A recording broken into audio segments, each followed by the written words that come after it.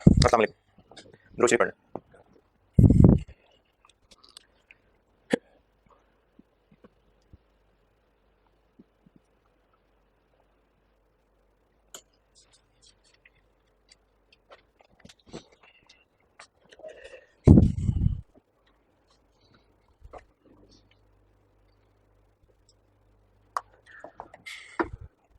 अच्छा, मैंने जो कहा था ना कि आउटपुट को आप 1 किलो रख लें, यानी आउटपुट भी किलोज में है।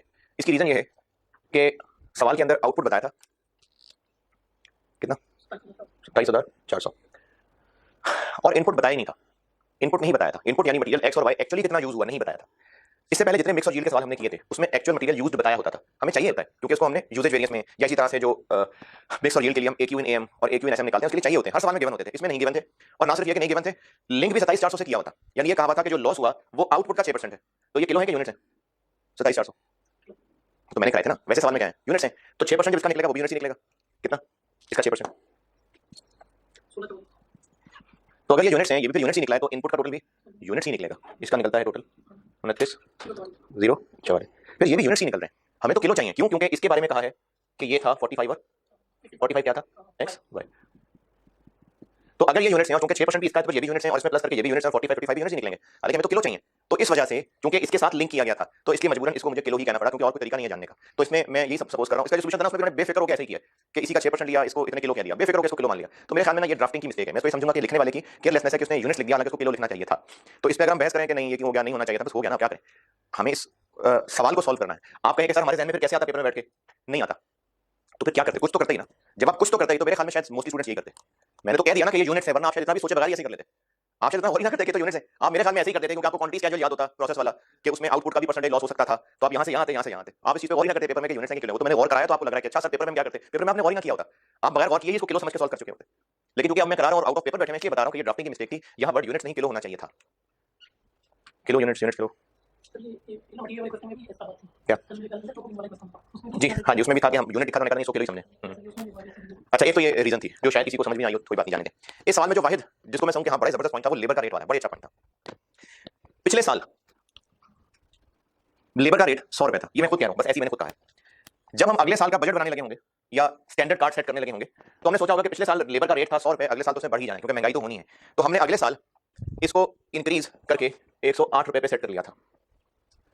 ये हमने स्टैंडर्ड रख लिया था, जबकि जो एक्चुअली हुआ वो 112 हो गया।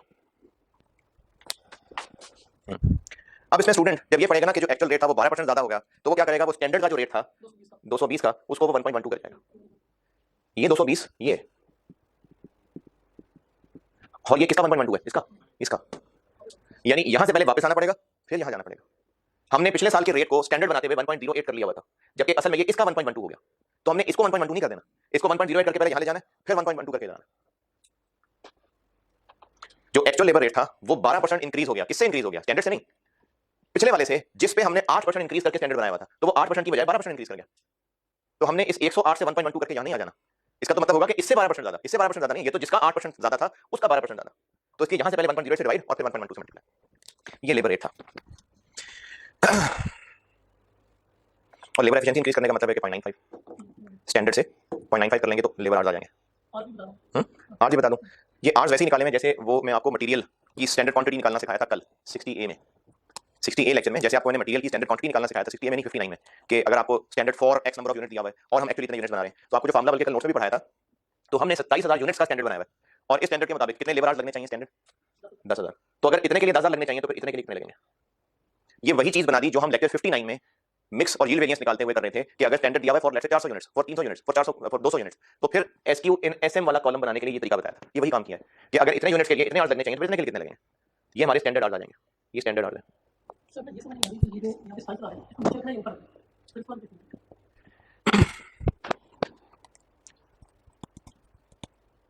एक ना एफएआर 1 में शायद अपने फार्मूला पढ़ा हो, एक बड़ा मशहूर फार्मूला है, मैं तो बताता था पता नहीं शायद, लेकिन मशहूर फार्मूला है, मार्कर मार्जिन में शायद आपने सीखा हो। एक फार्मूला है कि जब दो चीजों का रिलेशन दिया हुआ है ना, तो जो आपको गिवन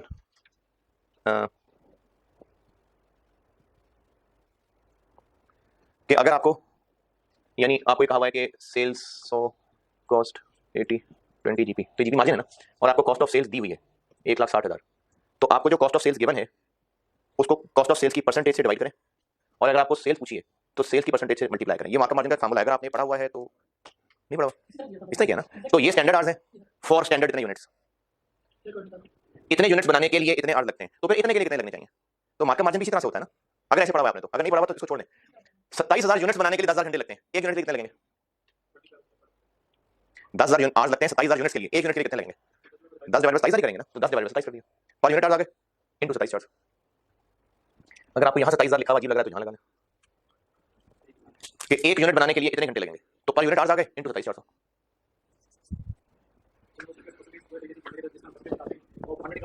बिल्कुल सही है। इसको ना यूनिटरी मेथड कहते हैं कि अगर 27 अंडे इतने के हैं तो 13 अंडे कितने के होंगे। ये बचपन में मैथ्स के जब आपको यूनिटरी मेथड सिखाया गया होगा तो यही सवाल होते थे, इतने बैग इतने के हैं तो कितने होंगे, इतने एप्पल इतने के हैं तो कितने होंगे। तो अगर 27,000 यूनिट के लिए इतने घंटे हैं तो 27,400 के लिए कितने घंटे होंगे। तो इसमें लेबर का रेट और ये मटेरियल वाली बात और चले ये आर्ट वाली बात। इसके अलावा इसमें मुझे कुछ ऐसा लगा नहीं जो बताऊं, आपने अगर कुछ पूछना हो तो व्हाट्सएप पे पूछ लीजिएगा। ये जो ओवरहेड्स को एनालाइज करने की बात है पहले भी हम 3-4 दफा डिस्कस कर चुके। ये जो ऑटम 19 में सवाल था वो भी ऐसा ही था, एनालाइज करना। चलें आगे चलते हैं। मैंने लास्ट क्लास में हेडिंग दी थी एक कि जो इंसेंटिव प्लान है,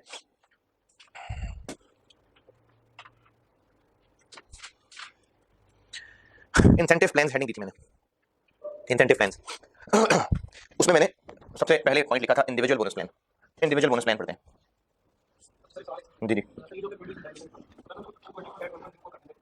गलत है क्योंकि 8 रुपए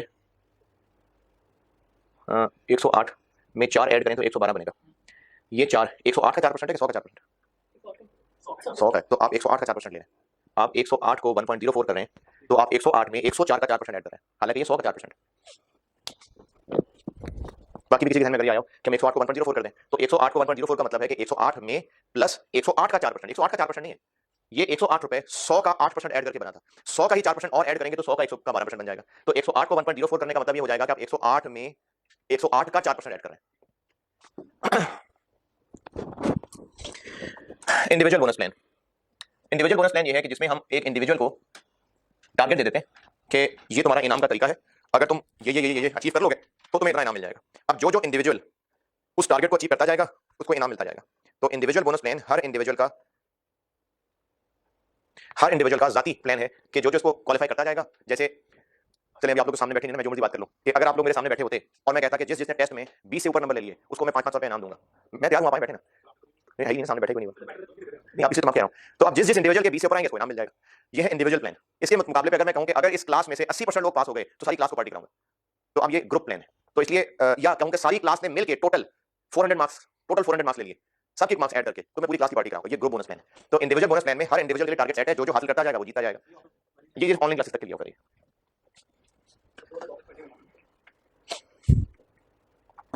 अच्छा, ये जो इंडिविजुअल बोनस प्लान है ना, ये पीस वर्क सिस्टम में भी हो सकता है, लेकिन पीस वर्क में इसकी इतनी ज्यादा जरूरत इसलिए नहीं है क्योंकि उसमें तो इनहेरेंटली बोनस शामिल है, उसमें तो इनहेरेंटली इंसेंटिव शामिल है। कैसे पीस वर्क में कैसे शामिल है इंसेंटिव?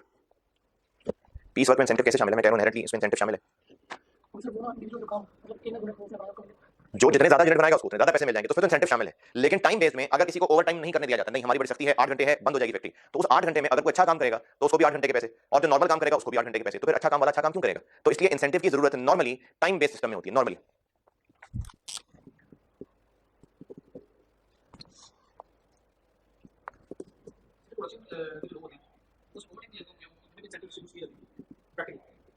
ये बोनस उनके लिए है ना, ये प्रोडक्शन के लोग हैं ना। नहीं, ओवर टाइम वाले को भी बोनस भी मिल सकता है। अभी करेंगे हम सवाल के अंदर, अभी पहले मैं से बोनस कराऊंगा फिर अगले सवाल में ओवर टाइम मिक्स कर दूंगा इसमें।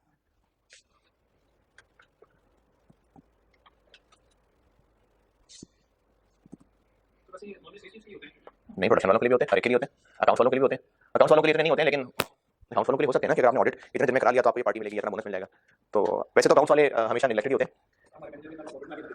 अकाउंट्स वालों को कोई नहीं पूछता, अकाउंट्स वालों को खुद ही अपना हक छीनना पड़ता है, अपनी जिम्मेदारी अपनी इंपॉर्टेंस का एहसास दिलाना पड़ता है।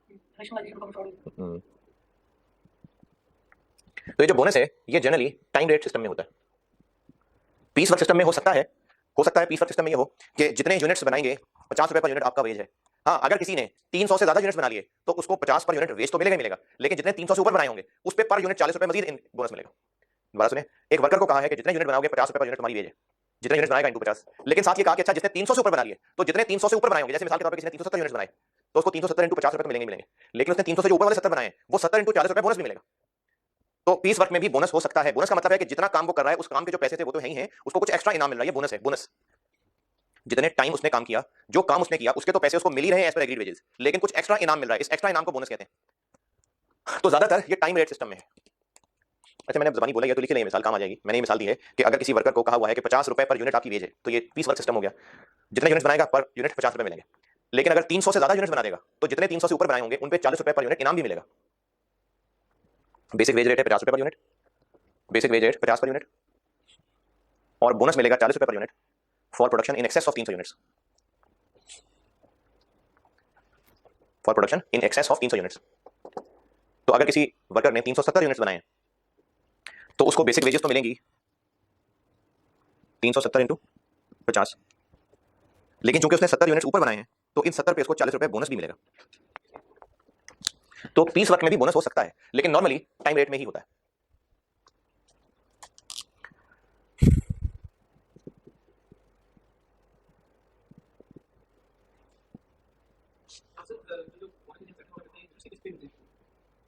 टाइम रेट सिस्टम है, टाइम रेट सिस्टम है। यूनिट्स में तो ऐसे ही मिलेंगे ना, टाइम में बताने दें कैसे मिलते हैं।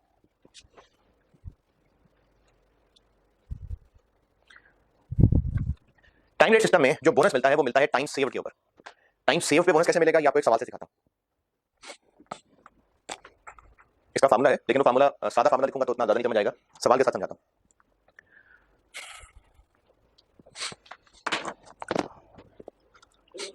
चलिए, नहीं नहीं, या तो यूनिट बेस पे पैसे मिलेंगे या टाइम बेस पे मिलेंगे, दोनों कैसे मिलेंगे? नहीं नहीं नहीं, देखो ये एक अलग बात है कि हम अपने वर्कर को कह रहे हैं कि तुम्हें 8 घंटे काम करना है और तुम्हें 200 पर आवर मिलेंगे, ये टाइम रेट हो गया ना। अब अगर वो 8 घंटे बैठा रहे, बस बैठा ही रहे, बस सूटे लगा के आ जाए फिर बैठ जाके काम कोई ना करे, कहेगा कि मैं तो 8 घंटे था, तो पैसे मिलने चाहिए उसको। तो मिलने बेशक 8 घंटे के पैसे हैं, लेकिन उसकी नौकरी की रिक्वायरमेंट है कि रोज के 200 यूनिट बना के जाएगा, वरना नौकरी से निकाल देंगे।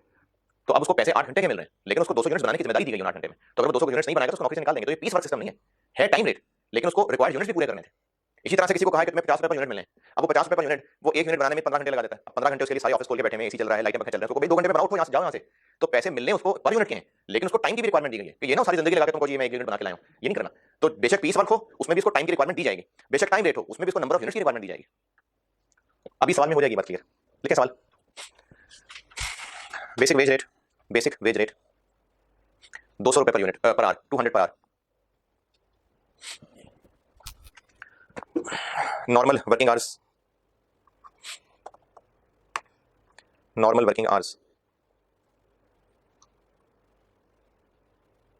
8 घंटे, 8 hours per day, 8 hours per day.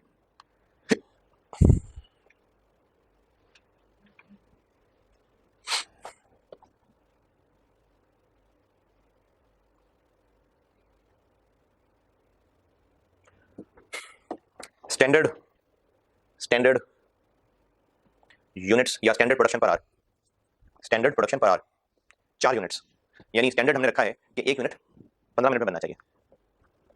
1 unit 15 minute में बनने का मतलब है कि 1 घंटे में 4 यूनिट्स। तो चाहे आप ये कह लीजिए कि 4 यूनिट्स पर आवर, या ये कह लीजिए कि 15 मिनट्स पर यूनिट, ये हमने अपने एम्प्लॉय को स्टैंडर्ड सेट करके दिया।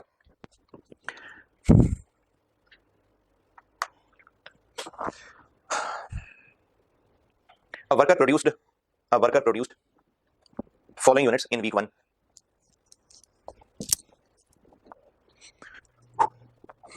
अब मैं डेज बताऊंगा और यूनिट्स बताऊंगा। तो डेज लिख लें, मंडे ट्यूसडे, बल्कि मंडे ट्यूसडे का लिख लें 1 2 3 4 5 लिख लें, डे 1 डे 2 डे 3 डे 4 इस तरह। तो 1 2 3 4 5 5 दिन है, और आउटपुट में लिखें 36 यूनिट्स पहले दिन, दूसरे दिन 40,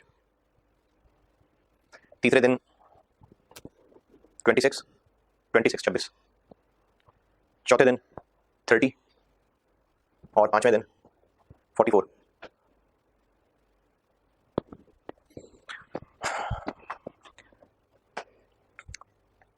bonus is paid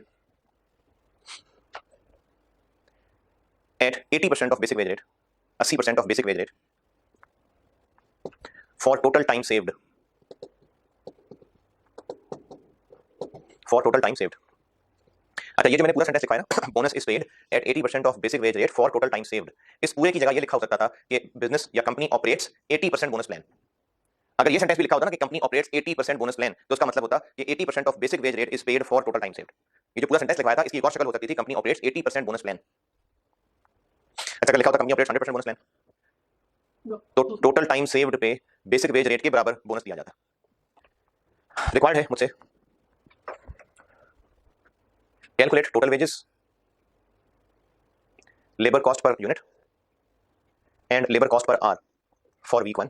3 रिक्वायरमेंट है, total wages for the week, labour cost per unit और labour cost per hour for week 1। If अब इफ के आगे 2 पार्ट्स हैं, ये तीनों चीजें कैलकुलेट करनी है। इफ के आगे 2 पार्ट्स हैं। Part A, bonus is calculated on weekly performance, और part B, bonus is calculated on daily performance.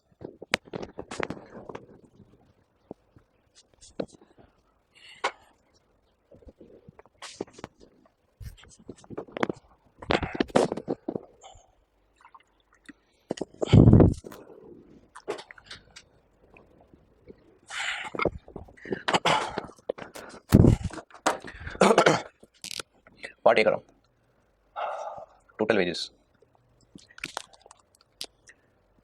Basic wages उसको मिलेंगी पूरे वीक में कितने घंटे की? 40। और पर आवर रेट क्या है? 200। तो उसको टोटल वेजेस मिलेंगी, बेसिक वेजेस 8000।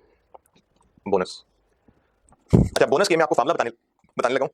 2 फार्मूले बताऊंगा, वैसे एक ही बता दूं, दोनों बता दूं, बता दोनों रहा हूँ, लेकिन उसमें से जो एक मैं ज्यादा प्रेफर करता हूँ उसकी वजह भी बता दूंगा, वो भी बता दूंगा इनमें से कौन सा है जो मैं पर्सनली ज्यादा फोकस करता हूँ। लेकिन वैसे दोनों बता देता हूँ, क्योंकि कुछ स्टूडेंट्स को एक तरीका ज्यादा मैंने देखा पसंद आता है, कुछ दूसरा ज्यादा पसंद आता है, मैं दोनों बता देता हूँ। ये फार्मूले याद रखिएगा, उनके वर्ड्स पे गौर करके।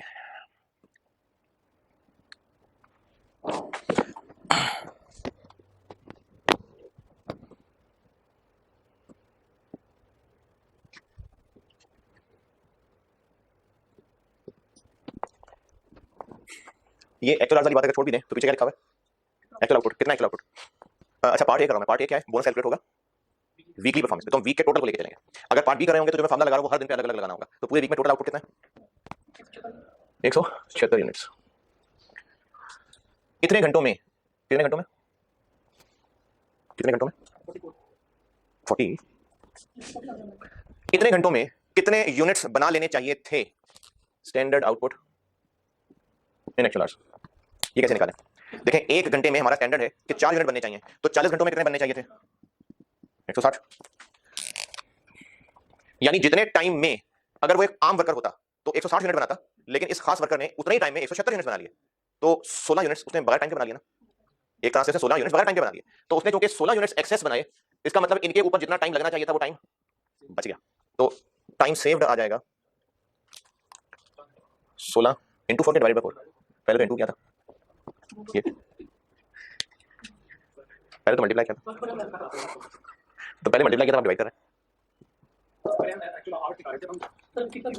नहीं, कुछ तो सोच के किया होगा ना यार। ये जो है ना कि मल्टीप्लाई से सीधी सी बात है, ये पेपर के सवालों में आप ऐसी बोंगियां मारेंगे कि आपको आइडिया भी नहीं होगा। अभी आपको लग रहा है कि मल्टीप्लाई सर करना था, आप ऐसे ऐसे सवालों में फंस जाएंगे जहां आपको लगे मल्टीप्लाई करना है कि डिवाइड करना है, आपके ज़हन में फौरन आ रहा होगा मल्टीप्लाई करना है। नहीं, डिवाइड करना है। मैं फंसाऊंगा ऐसे सवालों में लाके आपको, इसलिए अभी फंसा रहा हूं। तो आप ये जो मल्टीप्लाई और डिवाइड कर रहे हैं, अपनी इंस्टिंक्ट को फॉलो मत करें कि बस दिल में आ रहा है मल्टीप्लाई करना, नहीं, आपको रीजन पता होना चाहिए। मैंने ना आपको कॉस्ट के शुरू में एक तरीका बताया था, हो सकता है आपको तब आसान लगा हो, बेकार लगा हो, लेकिन आप उस तरीके को याद रख लें। कॉस्ट के सवालों में आपको आसानी होगी फैसला करने में कि मल्टीप्लाई करना है कि डिवाइड करना है, इससे आसानी होगी। मैंने आपको तरीका ये बताया था कि जो काम भी फिगर के साथ प्लस माइनस मल्टीप्लाई डिवाइड हो रहा होता है, वही उसके यूनिट के साथ भी हो रहा होता है। वो 40 क्या है? 40 आर है। 4 क्या है? 4 यूनिट्स पर आर है। तो मैं इसको मल्टीप्लाई करूंगा तो आर कैंसिल होंगे, तो आंसर यूनिट्स में आएगा, इसलिए मल्टीप्लाई किया था। 16 क्या है? यूनिट्स है। 4 है यूनिट्स पर आर, फिर मल्टीप्लाई कर दिया तो ये 64 यूनिट्स स्क्वायर प्लस पर आर हो जाएगा। ये तो कोई चीज नहीं ना। तो आप इसको डिवाइड करेंगे तब जाके ये रिवर्स होकर यूनिट्स कैंसिल होगा और आर में आंसर आएगा। तो अगर आपको ये चीज क्लियरली पता है ना, तो फिर आप मल्टीप्लाई डिवाइड में गलती नहीं करते, वरना अगर आप इंस्टिंक्ट को फॉलो करेंगे जो दिल में आ रहा है तो वो गलती भी हो जाएगी। है कॉन्सेप्ट क्या बदलना? मैंने पूछा था, बताओ क्यों किया, नहीं बसर किया, बताओ क्या कॉन्सेप्ट है? ये इंटू 4 क्यों किया? तो ये अच्छा चलो अगले सवाल में पूछूंगा दोबारा। कितने घंटे आ गए? 4। अब ये 4 घंटे है जो उसने बचा दिए। बचा कैसे दिए कि ये जो 16 यूनिट्स एक्स्ट्रा बना दिए, इन पे टाइम लगना चाहिए था, उसने नहीं लगाया, बचत हो गई। तो इन 4 घंटों के लिए हमने बोनस देना है 4 घंटे, जो कि वर्किंग 1 में निकालें, इनटू कितना बोनस देना है बेसिक वेज का? 80%, 160। तो टोटल वेजेस हो गई 86 40। लेबर कॉस्ट पर यूनिट कितनी? 86-40 ओवर पर यूनिट। कितने यूनिट्स बनाए उसने? 176। कितना आ गया? लेबर कॉस्ट पर आवर क्या करो? 86-40 डिवाइडेड बाय 40 स्टैंडर्ड आर्ट नहीं, जितने आवर्स काम किया उसने 21 अगले साल में बदल जाएगा। लेकिन मैं पर्सनली टाइम सेव का ये तरीका रिकमेंड नहीं करता, मैं दूसरा तरीका रिकमेंड करता हूँ।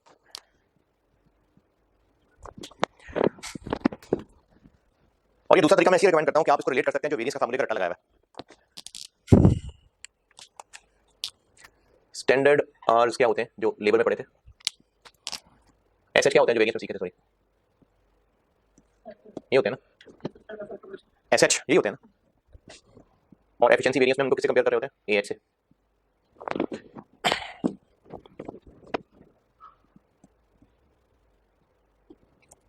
वो जो लेबर एफिशिएंसी वेरिएंस का फार्मूला है हम इन्हीं को कंपेयर कर रहे होते हैं। एक्चुअल आवर्स कितने लगाए इस वर्कर ने? 40। जितनी प्रोडक्शन की उसके लिए कितने आवर्स लगने चाहिए थे? कितनी प्रोडक्शन की इसने? कितने आवर्स लगने चाहिए थे?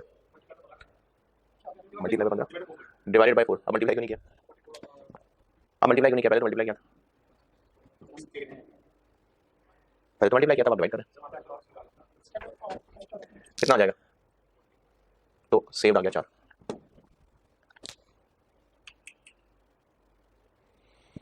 मैं पर्सनली ये वाला तरीका ज्यादा प्रेफर करता हूँ। ये टाइम सेव्ड आ गया।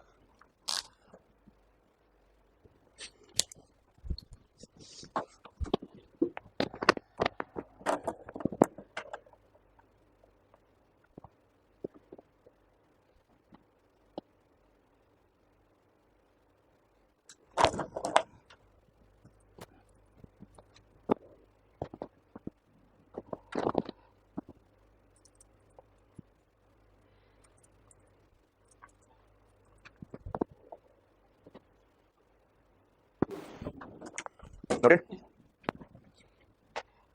अब देखें जो मर्जी फॉलो कर लें। पार्ट बी में ये काम पर डे करना पड़ेगा, करें। ये काम हर दिन के लिए करना पड़ेगा, करें।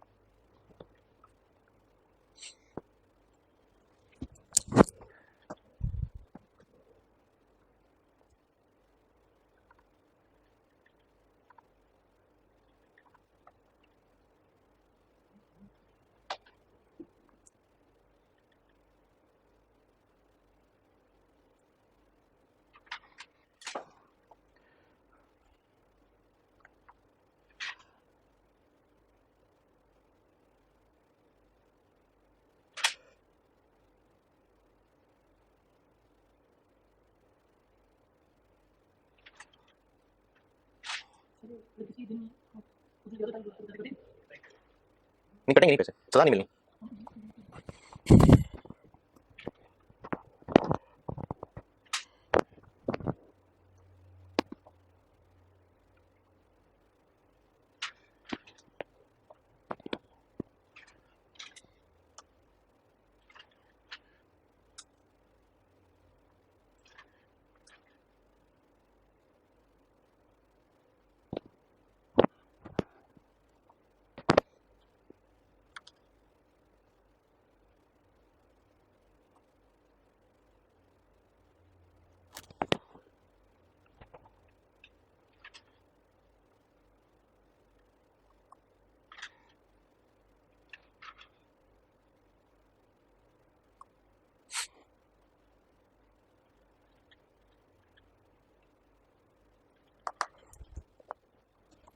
जी done, should have been done.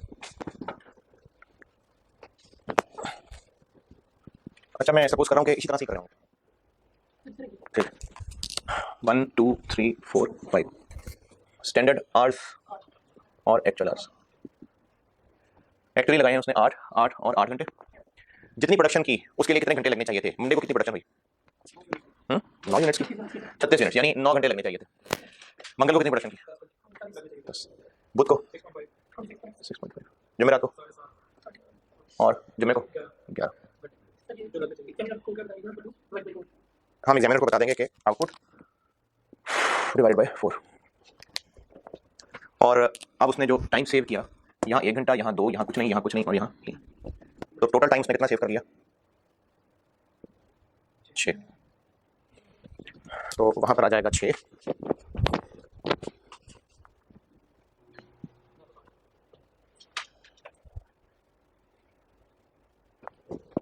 यहाँ आ जाएगा 6 घंटे, कितना? 960। ये बन जाएगा 8960, मैं पार्ट बी कर रहा हूँ, और 8960 और 8960 50.90। आंसर सेम क्यों नहीं आ रहा? जी जी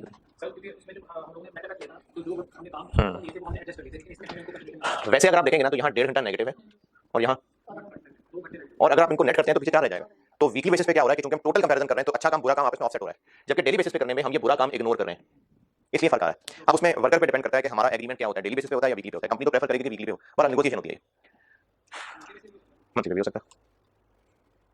ओके चलिए, अब मैं इसमें ओवर टाइम मिक्स करता हूँ, और ओवर टाइम मिक्स कर रहा हूँ तो उसमें फिर आपको एक और चीज कॉन्सेप्चुअली क्लियर हो जाएगी इंशाल्लाह।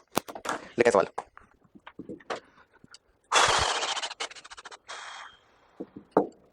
Basic wage rate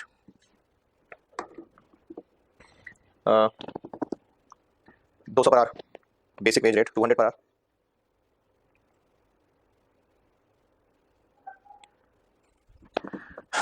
normal working hours, normal working hours 8 घंटे, 8 आवर्स पर डे।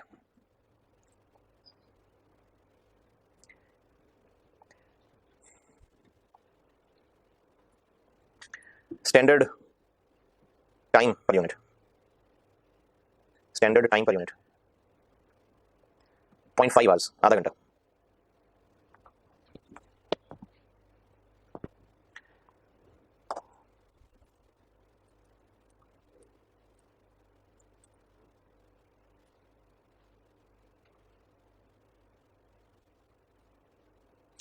मैंने नॉर्मल वर्किंग आवर्स क्या बताया?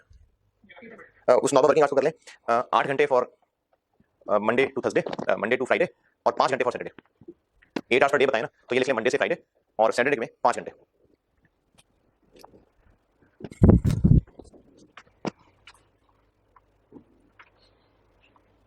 यानी 6 दिन वर्किंग डे। अच्छा अब लिखिए प्रोडक्शन।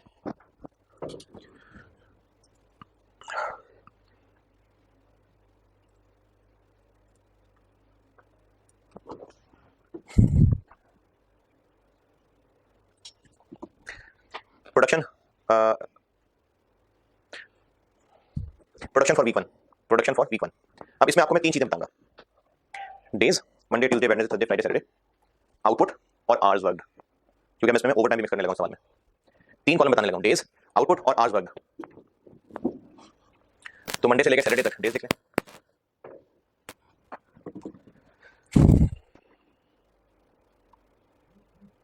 और आउटपुट लिखें इसके आगे,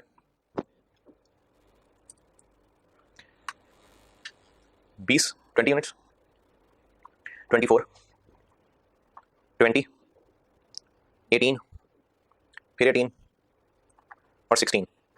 आउटपुट दोबारा बता रहा हूँ, 20 24 20 18 18 और 16। और आगे आज वर्ग 9 10 11 9.5 8 और 6।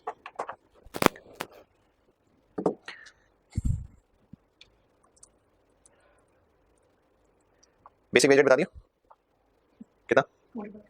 Over time is paid, over time is paid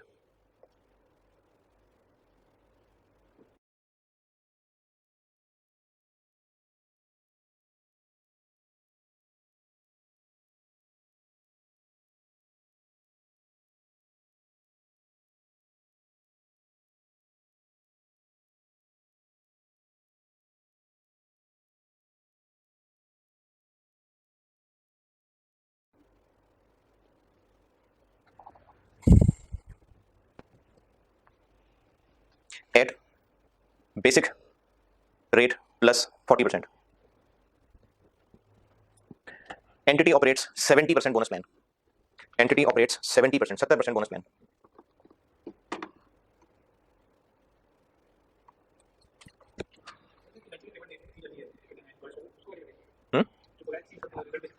क्या वो भी बोनस है, लेकिन ये हम परफॉर्मेंस बोनस पढ़े ना, वो तो वैसे ही बोनस दे दिया, उसका परफॉर्मेंस ताल्लुक नहीं है।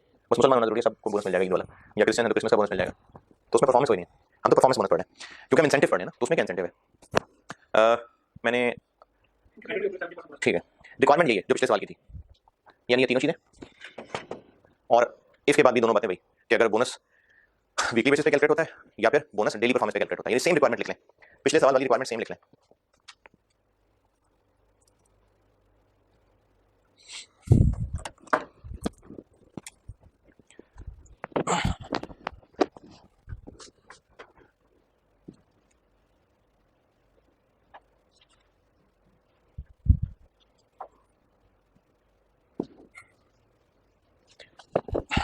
पहले पार्ट ए कर रहा हूं,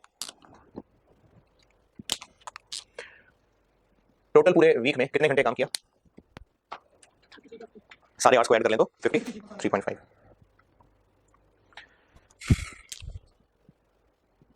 और 1 घंटे का रेट है 200, कितना?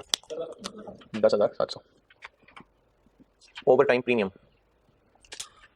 कितने घंटे ओवर टाइम है पूरे वीक में? टाइम नॉर्मल कितना है? 5 दिन 8 घंटे वाले और 1 दिन 5 घंटे वाला, 45 दिन हो गए, 45 घंटे हो गए तो 53, यानी उसने 8.5 ओवर टाइम लगाया और 80 रुपए ओवर टाइम पेमेंट कितना? 40%, तो 80 रुपए उसने ओवर टाइम के एक्स्ट्रा लिए, 680। टोटल आवर्स फिर सुन लें, अगर आप इन 6 दिन के आवर्स का टोटल करें तो 53.5 बनता है, और पहले 5 दिन के वर्किंग आवर्स 8 थे यानी 40 घंटे, और हफ्ते के 5 थे यानी 45 घंटे, तो उसने 53.5 आवर्स काम किया, तो 8.5 घंटे उसने एक्स्ट्रा ओवर टाइम लगाया। बोनस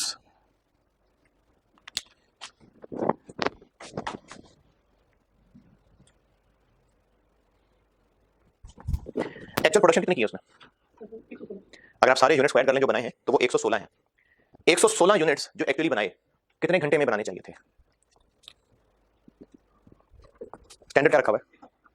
आधा घंटा, यानी 0.5 आवर्स पर यूनिट, तो इनटू 0.5 के डिवाइड बाय 0.5 कितने? 50, जबकि उसने टाइम कितना लगाया?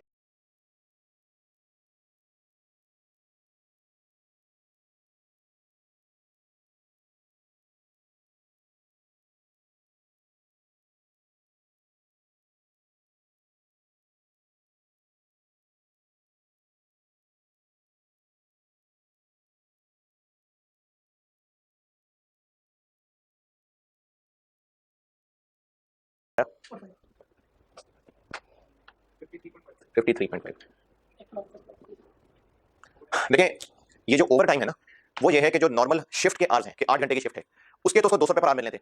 हाँ, अगर उससे ज्यादा काम मिलेगा तो 280 पर आवर मिलेंगे। तो ओवर टाइम और बेसिक वेज, ओवर टाइम और बेसिक रेट, ये प्योरली टाइम की कीमत है, जितने टाइम उसने काम किया एक्चुअली, ये टाइम की कीमत है। बेसिक वेज रेट 200 रुपए और 280 रुपए जो ओवर टाइम वाले का रेट है, ये रेट अलग अलग क्यों रखे हुए? ताकि अगर लोगों को ज्यादा देर बिठाना है तो इंसेंटिव देना पड़ेगा।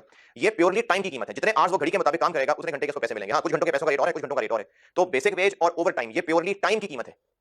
उस टाइम में जैसा भी उसने काम किया, टाइम की कीमत ये है। क्योंकि रेट अलग अलग थे ना, इसलिए दो लाइनें आ रही हैं। बोनस का ताल्लुक इस बात से नहीं है कि उसके पर रेट क्या चल रहा है, बोनस का ताल्लुक इस बात से है कि उसने जितनी भी देर काम किया तो कैसा काम किया। अब अगर हम बोनस कैलकुलेशन देखें, उसने एक्चुअली 53 घंटे काम किया ना, तो अगर मैं इसको 45 घंटे से कंपेयर कर लूं तो इंसाफ नहीं है। उसने 45 घंटे वाला काम 58 घंटे में थोड़ी किया, नहीं। उसने 58 घंटे वाला काम 45 घंटे में थोड़ी किया, उसने 58 घंटे वाला काम 53.5 घंटे लगा के किया है। तो एक्चुअल आवर्स लेने हैं। अब इन एक्चुअल आवर्स का चूंकि मकसद उसकी परफॉर्मेंस जज करना था, तो फर्क नहीं पड़ता कि ये वो 8 घंटे है या ओवर टाइम वाला टाइम है, जो भी है तो टाइम ही ना। अब जितने घंटे भी उसने एक्चुअली काम किया, चाहे वो उन 8 घंटों में था चाहे ओवर टाइम में था, जितने भी देर उसने एक्चुअली काम किया, वो कैसा काम किया, इस पे बोनस मिल रहा है। तो बोनस मिल रहा है उसको काम की क्वालिटी पे, ओवर टाइम और बेसिक वेज मिलती है टाइम के ऊपर। तो इसलिए जब बोनस कैलकुलेट करना होगा तो टोटल एक्चुअल टाइम लेंगे, ये फर्क नहीं करेंगे कि ये ओवर टाइम वाला टाइम था या बेसिक वाला टाइम था, क्योंकि ये काम की क्वालिटी का इनाम मिलने लगा उसको। तो बोनस कैलकुलेशन के अंदर आपने एक्चुअल आवर्स लेने हैं, इसमें फर्क नहीं करना कि वो ओवर टाइम वाला स्पेन था या नॉर्मल वाला स्पेन था। तो इसलिए 53.5 लॉजिकल बात है। उसने जो यूनिट्स बनाए हैं क्या वो 45 आवर्स में बनाए हैं? 53.5 भी बनाए ना, तो परफॉर्मेंस बोनस के लिए तो फिर 53.5 आवर्स ही लेने चाहिए, फिर वो भी होने चाहिए। हालांकि उसको ओवर टाइम में भी अच्छे काम का इनाम मिलना चाहिए। तो इसलिए टोटल, तो उसने टोटल कितना टाइम बचा दिया? 4.5 आवर्स उसने सेव कर दिए। तो 4.5 आवर्स जो कि वर्किंग वन में थे इंटू 140 630, तो टोटल वेजेस बन गई उसकी।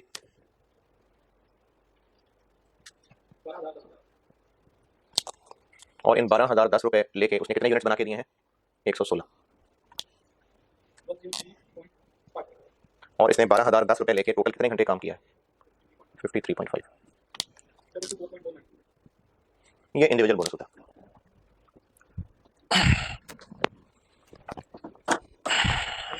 कौन सा?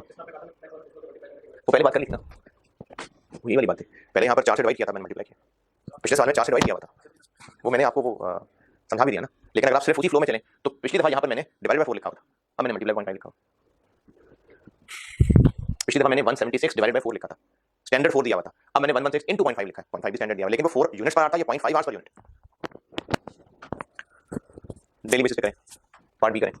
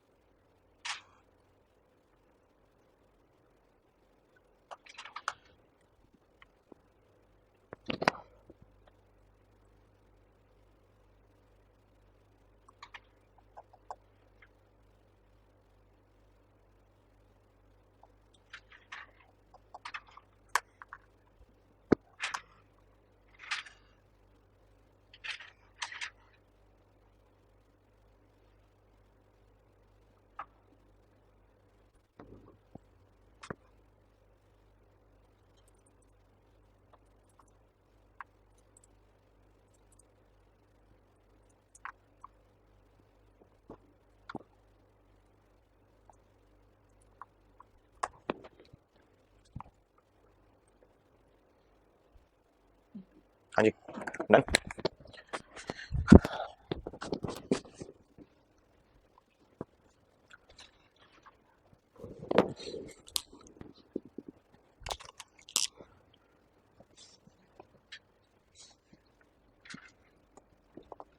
मंडे को कितने घंटे लगने चाहिए? बल्कि 8 नहीं, कितने घंटे लगने? 9 10 11 9:30 8 और 6। और जितना काम किया उस हिसाब से कितने घंटे लगने चाहिए था? 10।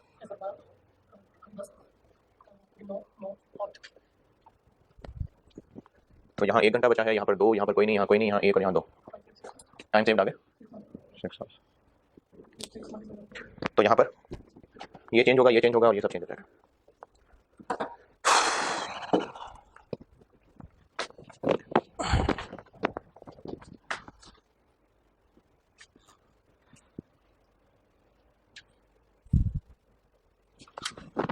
ये हो जाएगा 6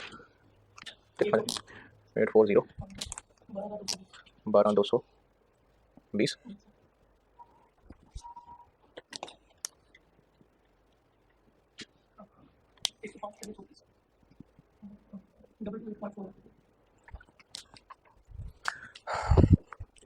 ये हो गया जी इंडिविजुअल बोनस प्लान। अच्छा, अब इसके 2 सवाल होमवर्क दे रहा हूँ, 2 सवाल होमवर्क। ये जो मैंने आपको क्वेश्चंस दिए ना,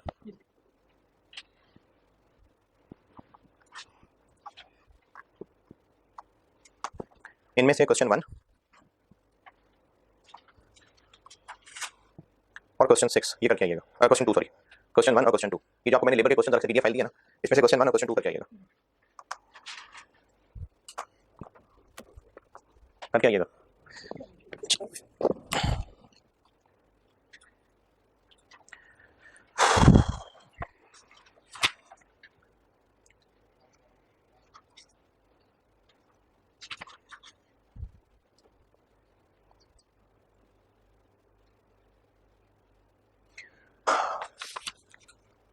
सही बुखारी में रिवायत है, और हम लोग ना आम आवाम बड़े ही आराम से जिम्मेदारी उलमा पे और जो हुकूमत है उस पर डाल देते हैं कि ये हुकूमत की जिम्मेदारी थी, इनकी कैसे बख्शिश होगी, इनके साथ देखना अल्लाह क्या करेगा।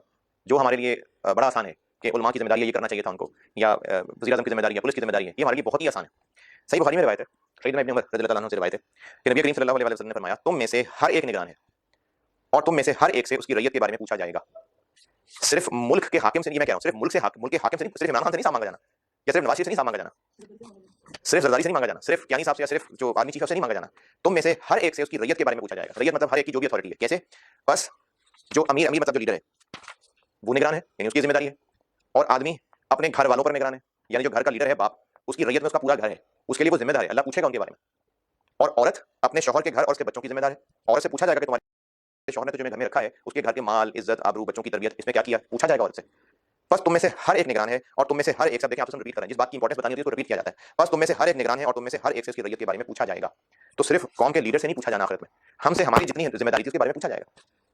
कल मुलाकात होगी इंशाल्लाह।